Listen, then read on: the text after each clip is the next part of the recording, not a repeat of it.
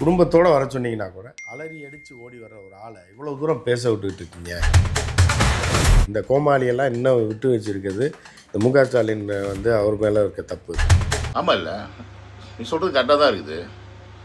அவர் சிஎம்மு, அவர் ஒரு ஆர்டர் போட்டால் தளபதி மட்டும் இல்லையே, அவங்க அப்பா அம்மா பொண்டாட்டி புள்ள குட்டி எல்லோரும் வீட்டு முன்னாடி நிற்கிற அளவுக்கு சக்தி வாய்ந்தவர் தானே தமிழ்நாட்டோட சிஎம்மு.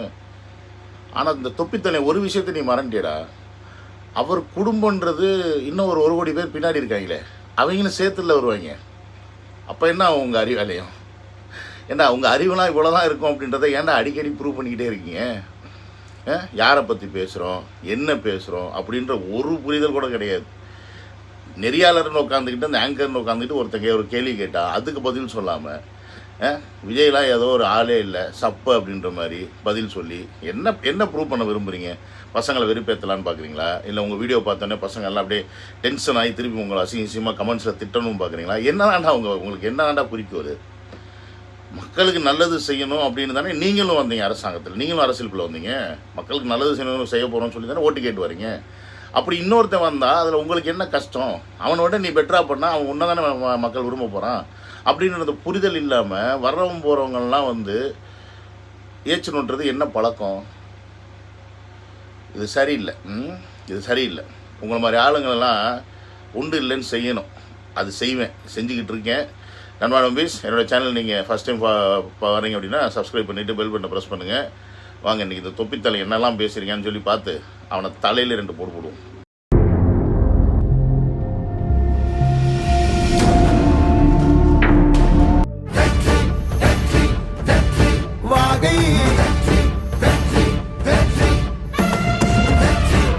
சேர்ந்தவர்கள் எல்லாமே சொல்கிறது என்ன அப்படின்னா, முதலமைச்சர் ஸ்டாலினுக்கு விடக்கூடிய விஷயம் என்ன அப்படின்னு பார்த்தீங்கன்னா, ஜெயலலிதா எப்படி அலற விட்டு தெருவாக அலைய விட்டு கையை கட்டி வீட்டு வாசலில் அரை மணி நேரம் அப்பாவை மகனை நிற்க வச்சு அதுக்கப்புறம் கூப்பிட்டு நிற்க வச்சே பேசி அனுப்புனது நீங்கள் அதை இது பண்ணல. அப்புறம் படத்தை ரிலீஸ் பண்ண விடாமல் வச்சு ஊட்டி வரைக்கும் வர வச்சு பார்க்காம 2 நாள் நாயாக அலைய விட்டு கையை கட்டி மன்னிப்பு கேட்க விட்டு கெஞ்சி கூத்தாட விட்ட ஒரு முதலமைச்சர் இருக்காங்க. நீங்கள் ஏன் அப்படி இருக்கீங்க அப்படின்னு தான் கேட்குறேன். ஒரு சின்ன ஒரு வேலையை பார்த்தீங்கனாலே அப்பா மகன் வீட்டுக்கு ஓடி வந்துடுவாங்க. இப்போ அப்பாவோட சேர்றது இல்லைனா கூட குடும்பத்தோடு வர சொன்னீங்கன்னா கூட அலறி அடித்து ஓடி வர ஒரு ஆளை இவ்வளோ தூரம் பேச விட்டுட்டு இருக்கீங்க அப்படின்னு நம்ம சொல்லலை, திமுகவினரே சொல்கிறாங்க. Welcome to Vijay stock and welcome to another video. இப்போ இந்த வீடியோ பார்த்துருப்பீங்க. இவங்களுக்கு தெரிஞ்ச ஒரே விஷயம் இந்த கொடநாடு, அப்புறம் தலைவா படம் இஷ்யூஸ் அப்போ ஜெயலலிதா போட்டு விஜய் அவர்களை படத்தை ரிலீஸ் பண்ண விடாமல் பண்ணுது, விஜய் அவர்கள் பேசினது, அதுக்கப்புறமா கொடநாடு வரைக்கும் போனது, இதை மட்டும்தான் இவங்க பேசுவாங்களே ஒழிய வேறு எதை பற்றியும் பேசுகிறதுக்கு இவங்களுக்கு ஒன்றுமே கிடையாது. ஆனால் இந்த துப்புக்கட்டவன் இருக்கானே, துப்புக்கட்டவா ஒன்று தைரியமாக ஆம்பளையா நான் பேசுகிறேன்னு சொல்லி நீ விஜய் பற்றி பேசு. சொல்கிறதெல்லாம் உன் வாய் மூலமாக சொல்லிவிட்டு நான் சொல்லலை திமுக காரையும் சொல்கிறேன், நான் சொல்லலை திமுக காரையும் சொல்கிறேன்னு சொல்லிட்டு ஏன்டா அவங்க மேலே பழி தூக்கி போடுறீங்க? நீ ஆம்பளை தானே. ஆம்பளைனா நீ ஜேர்னலிஸ்ட்னா ஜேர்னலிஸ்ட் மாதிரி மக்களுக்கான பிரச்சனை எடுத்து பேசு. அதை விட்டு விஜய் பற்றி ஏன் பேசிக்கிட்டு இருக்க? விஜய் அவர் தான் தப்பு செஞ்சிருந்தார், மக்களுக்கு சரியான விஷயம் சொல்லலை, மக்களுக்கு தேவையான விஷயத்த பண்ணலை அப்படின்னா அதை எடுத்து பேசுங்கண்ணா. அதுக்கு பேர் தான் ஜேர்னலிஸ்ட்டு. இப்போ இல்லைன்னா என்ன மாதிரி ஓப்பனாக நான் டிஎம்கேவோட ஆதரவாளர், நான் ஜேர்னலிஸ்ட்டாகவே இருந்தால் நான் டிஎம்கேவோட ஆதரவாளர் அப்படின்னு சொல்லி பேசுங்க. ஆம்பளைத்தனமா உன் மண்டையில் மசரு இருக்கா இல்லையான்னு தெரியல, நீ தொப்பியை போட்டு உட்காந்துருக்க எப்போ பார்த்தாலும். ஸோ அப்படி இருக்கும்போது நீ ஆம்பளையா இல்லையானே சந்தேகம் வந்துடுது. நீ இப்படி பேசும்போது நீ ஆம்பளைன்னா நீ அம்மா நாங்கள் இப்படி தான் இவருக்காக தான் பேசணும்னு சொல்லி பேசணும். அதை விட்டு ஜேர்னலிஸ்ட்டு பேரில் உட்காடுறது, பேசுகிறது ஃபுல்லாக விஜய்க்கு அகேன்ஸ்டாக. அதுக்கப்புறமா கேட்டால் நான் எதுவும் பேசலை திமுகன்றீங்க. சரி, விஜய் அவர்கள் கை கட்டி நின்னார்ப்பா, அதை மறுக்கிறதுக்கு இல்லை, ஒத்துக்கிறோம். பயந்துட்டாருன்னே உங்கள் பாணியில் சொல்லும் போது பயந்துட்டாருன்னே வச்சுப்போம். ஐயோ அம்மா ஐயோ அம்மா ஐயோ அம்மான்னு ஒருத்தர் கத்துனாரு. அவர் யார் தெரியுமா? ஐயோ என்ன கொள்றாங்க, ஐயோ என்ன கொள்றாங்க, ஐயோ என்ன கொள்றாங்கன்னு ஒருத்தர் கத்துனாரு. தெரியுமா தெரியாதா? 80 வயசில் 75 வயசில். யார் தெரியுமாடா? உங்கள் தலைவர் தான்டா. உங்கள் தலைவர் இத்தனைக்கும் முதலமைச்சராக இருந்தவரையே 2 நாள் தூக்கி உள்ளே உட்கார வச்ச லயன் லேடி அயன் லேடி எப்படி வேணாலும் சொல்லலாம். அதனால தான் அவங்கள லயன் லேடின்னாங்க. இந்தியாவில் மற்ற மாநிலங்களோட தமிழ்நாட்டிலிருந்து ஒரு பிரைம் மினிஸ்டர் ஆகிறதுக்கான ஒரு தகுதியான ஒரு ஆளாக ஒரு தலைவராக இருந்தது யாருன்னு பார்த்தீங்கன்னா அது ஜெயலலிதா அவர்கள். அந்தளவுக்கு அவங்க ஸ்ட்ராங் லேடியாக இருந்தாங்க, அந்தளவுக்கு அவங்களுடைய பவர் கண்ட்ரோலில் வச்சுருந்தாங்க. இன்றைக்கி உங்கள் தலைவர் ஸ்டாலின் கூட ஒருத்தர் நின்று நேற்று டான்ஸ் ஆடிட்டு இருந்தார். ரோம் பற்றி எறியும்போது மன்னன் வந்து ஃபீல் வாசிச்சுட்டு இருந்தானா, அந்த கதையாக வேசர்படியில் 6 கிலோமீட்டர் டிஸ்டன்ஸில் ஏண்டா 6 கிலோமீட்டர் டிஸ்டன்ஸ்லாம் அங்கே பற்றி எரியுது, நீங்கள் இங்கே டான்ஸ் ஆடிக்கிட்டு இருக்கீங்க. சென்னை வியாசர்பாடி சத்தியமூர்த்தி நகர் பகுதியில் திடீரென ஏற்பட்ட தீ விபத்தில் 20க்கும் மேற்பட்ட குடிசைகள் முழுவதுமாக எரிந்து சேதமடைந்தன. புகை எழுந்ததை பார்த்த மக்கள் குழந்தைகளுடன் வெளியே ஓடி தப்பித்த நிலையில் தீ மளமளவென கொழுந்து விட்டு எரிந்தது. உடனடியாக தகவல் அறிந்து வந்த தீயணைப்பு வீரர்கள் சுமார் 1 மணி நேரம் போராடி தீயை அணைத்தனர். இதில் சுமார் 20 குடிசை வீடுகள் முற்றிலும் எரிந்த நிலையில் உடைமைகளை இழந்த மக்கள் செய்வதறியாது திகைத்து வருகின்றனர். டான்ஸ் ஆடிட்டு இருக்காரு பேர்.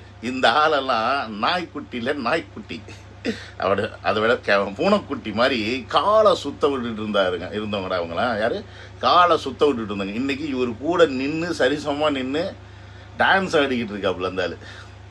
உடனே நீங்கள் சொல்லலாம், பார்த்திங்களா இதுதான் எங்கள் தலைவர், இவங்க எல்லாருக்கும் சகமாக மரியாதை கொடுப்பார் அப்படின்னு. மரியாதையும் கிடையாது, இழவும் கிடையாது. அவன் நல்லா கொள்ளையடிச்சிங்க கொடுக்குறான், இவர் கொள்ளையடிச்சது காப்பாற்றி வைக்கிறேன். அதனால ஒரு வழி இல்லாமல் சிஎம்மாக சீட்டில் உட்காந்த உங்கள் கலைஞரையே தூக்கி அவங்க உள்ளே வச்சாங்க. அதை பற்றி பேசுங்க. அவர் ஏன் ஐயோ அம்மா என்ன கொல்றாருன்னு கத்தணும்? சிஎம்மாக இருந்தவர் தானே, அரெஸ்ட்டுக்கு வந்திருந்தால் கிளம்பி போயிருக்க வேண்டியதானே தைரியமா? ஏன் விஜய் அவர்கள் போய் கத்தலையே?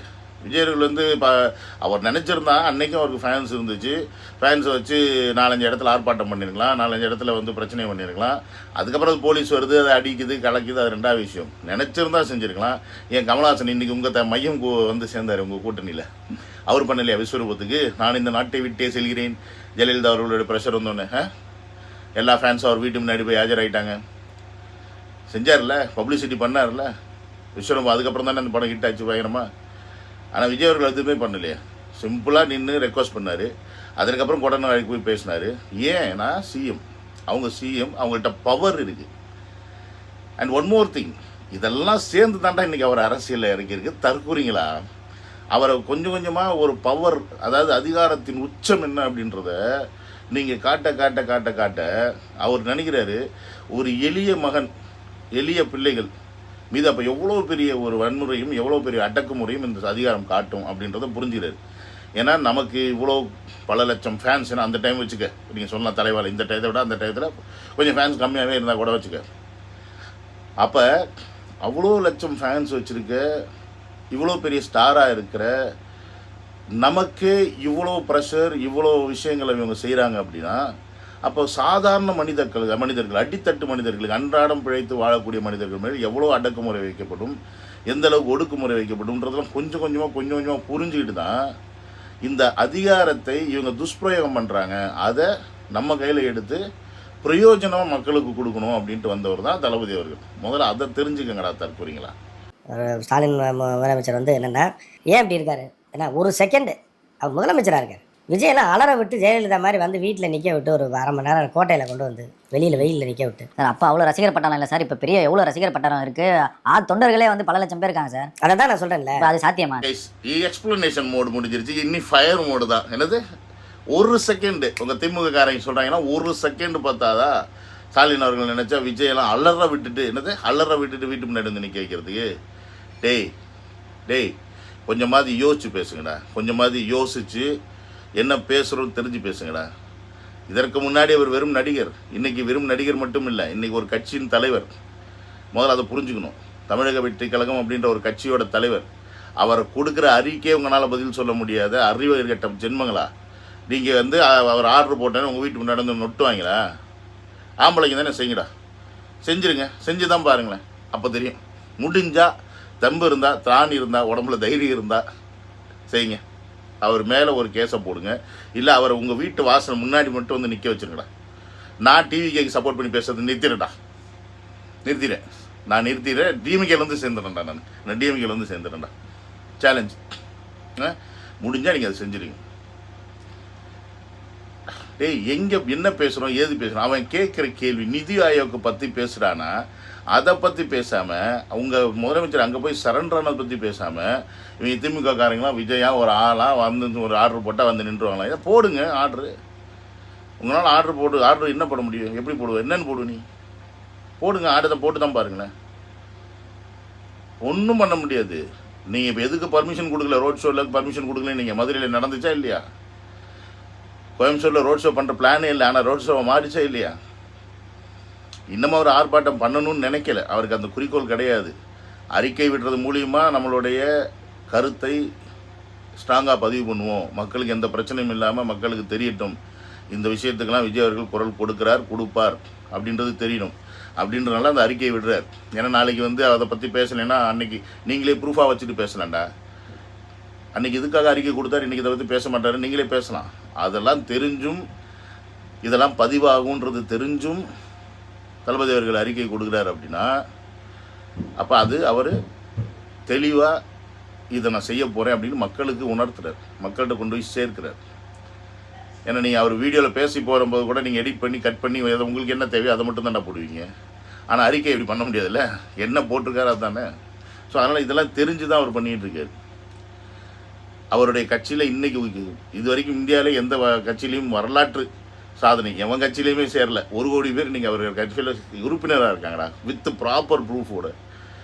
ஏன்னா அவர் கட்சியில் மட்டும்தானே ஓட்டர் ஐடி வச்சு சேர முடியும். வேறு எவன் கட்சியிலையும் ஓட்டர் ஐடி வச்சு சேர முடியாது. ஒரு இழவில் ஏதோ பேப்பரில் எழுதி கொடுத்துட்டு போகலாம், இல்லை ஃபோன் நம்பர் எழுதி கொடுத்துட்டு போய் சேர்ந்துக்கலாம், உறுப்பினர் ஆகிக்கலாம். இவர் கட்சியில் நீங்கள் ஓட்டர் ஐடி போட்டால் தான் உனக்கு உறுப்பினர் கார்டே உனக்கு வரும். ஸோ அப்படி இருக்கும்போது அந்த மாதிரி உறுப்பினர்களே 1 கோடி பேர் சேர்ந்துருக்காங்க. இன்னும் பல லட்சம் பேர் சேர முடியாமல் காத்துக்கிட்டு இருக்காங்க. ஏன்னா இன்னும் உங்கள் சிஸ்டத்தில் நீங்கள் அப்டேட் பண்ணாமல் வச்சுருக்கீங்க, பயந்து போய். ஏன்னா பயந்து போய் நீங்கள் அப்டேட் பண்ணாமல் வச்சுருக்கீங்க. இன்னும் கிட்டத்தட்ட 5-6 வருஷத்துக்கு முன்னாடி ஐடி கார்டு எடுத்த பசங்களாம் இல்லை, அப்டேட் ஆக மாட்டேங்குது. ஏன்னா அவ்வளோ பயம் உங்களுக்கு. நேற்று என்ன ராஜ்மோகன் சொன்னார்ல, இந்த வாட்டி 6 கோடி பேர் ஓட்டு போடுவாங்க 2026 அப்படின்ற ஒரு கணிப்பு எடுத்திருக்காங்க. அதில் கிட்டத்தட்ட 1.5 கோடி பேர் புதுசு. யார்? புது வாக்காளர்கள். அப்போ இந்த 1.5 கோடி பேர் புது வாக்காளர்கள் எங்கே போவாங்கன்னு 2026 வரும்போது உங்களை மொத்தமாக வீட்டுக்கு அனுப்பும்போது தெரியுண்டா தொப்பித்தலையா. இதில் வந்து இவங்க ஆர்டர் போடணுமா, இவங்க வந்து பயந்துடைய கையை கட்டிட்டு வந்து நின்றுவாங்களாம். யார் கையை கட்டிட்டு போய் நிற்கிறதுக்கு நான் அவர் கொள்ளையாட அடிச்சு வச்சிருக்காரு. நீங்கள் தானே கையை கட்டிட்டு போய் அங்கே நிற்கிறீங்க. அவர்கிட்ட போய் கையை கட்டிட்டு ஐயா சாமின்னு சீமான் கலைக்கிறாரு. என்ன பேரம் பேச போனீங்களா துணியை போட்டு கையை கொடுத்து? அந்த மாதிரி பையனுக்காக உண்மையாலுமே ஸ்டாலின் அவர்கள் ரொம்ப கஷ்டப்பட்டு அரசியலில் வந்து இன்றைக்கி ஒரு சிஎம் உட்காந்துருக்காரு. அவர் நல்ல பேர் வாங்கிட்டு சிஎம்மாக போகணும். ஆனால் இந்த மாதிரி ஒரு எப்படி சொல்கிறது, முதலமைச்சர் அப்படின்னு சொல்லிக்கிறதுக்கே நிறைய பேர் வந்து டிஎம்கேலேயே இன்றைக்கி வைக்கப்படுறாங்க. அந்த கட்சியில் நாங்கள் இருக்கோம்னு சொல்லிக்கிறதுக்கு உங்கள் மாதிரி சில கொத்தடி மீசு வேணால் இன்னும் டிஎம்கேன்னு சுற்றலாம். ஆனால் பல பேர் இன்றைக்கி இந்த கட்சியில் ஏன்டா இருக்கோம் அப்படின்னு மாறுறவங்க தானே நிறைய பேர். அது புரியாமல் நீங்கள் சவால் விட்டுருத்துறீங்க. உடுங்கடி சவால், உங்கள் சவாலுக்கெல்லாம் மொத்தம் வைக்கிறோம். அன்றைக்கி தெரியும். அப்போ பார்ப்போம் தொப்பி தலையா. அப்போல்லாம் நீங்கள் எங்கே இருப்பீங்கன்னே தெரியாதா? ஒருத்தனும் வரமாட்டேங்க. அதுக்கப்புறம் மீடியாவில் சத்தியமாக சொல்கிறேன், 2026 எலெக்ஷனில் தளபதி வந்ததுக்கப்புறம் உங்களெல்லாம் நாங்கள் பார்க்க முடியாது. ஆனால் விஷ் பண்ணுவோம், உங்களெல்லாம் பார்க்க முடியலேன்னு பேசுங்க. ஓகே கைஸ், இவங்க இப்படி தான் பேசிட்டு இருப்பாங்க. நம்மளும் கொடுக்குறது கொடுத்துட்டே இருப்போம். உங்களை அடுத்த வீடியோவில் வந்து மீட் பண்ணுறேன். Bye bye, take care.